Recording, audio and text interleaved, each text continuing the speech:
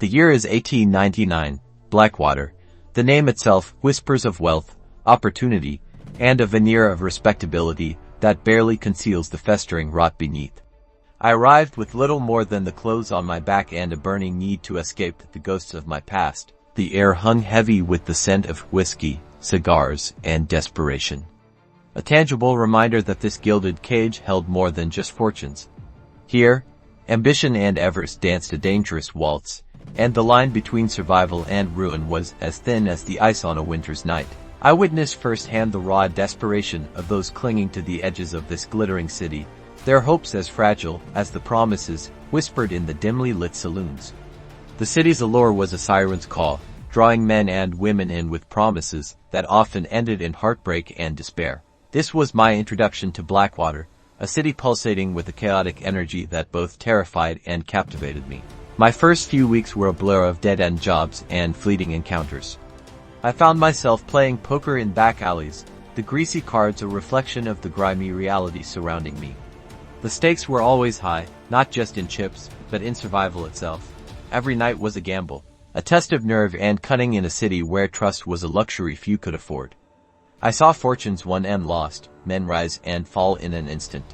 The rain seemed to mirror the melancholic rhythm of the city-wide a constant, relentless downpour that washed away the illusion of prosperity, leaving behind only the bitter taste of disappointment. I soon learned that the shadows of Blackwater held secrets darker than any I'd ever imagined. The underbelly of Blackwater was a labyrinth of hidden dens and clandestine meetings. It was here, in the suffocating darkness, that I encountered the city's true inhabitants, the outcasts, the desperate, the criminals. They were the ones who knew the city's secrets, the ones who played by their own brutal rules. I learned to navigate these treacherous paths, understanding the unspoken language of the streets, the subtle cues that could mean life or death. It was a cruel education, but one I had to master to survive. These encounters were stark reminders of the brutal realities that lay beneath the city's polished facade. The saloons were the beating heart of Blackwater, throbbing with a chaotic energy that mirrored the city's soul. Laughter and violence intertwined, fortunes were made and lost in the blink of an eye, and secrets were whispered in the smoke-filled air. I spent many nights in these establishments, observing the human drama unfolding around me, the bravado of the gamblers, the desperation of the drunkards, the silent calculations of the seasoned professionals. These were places where the city's darkness and light collided, offering a glimpse into the raw, unfiltered lives of its inhabitants. Violence was a constant presence in Blackwater. The law was often weak, and justice was frequently dispensed by those who wielded the most power or the most ruthlessness. I witnessed countless brawls, shootouts, and the aftermath of desperate acts committed in the pursuit of survival or revenge. The city seemed to breathe violence.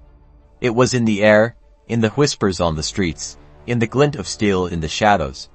The city was a testament to the darker side of human nature, a place where survival often meant treading a path of violence. My own past began to haunt me in Blackwater, its shadows stretching long and menacing.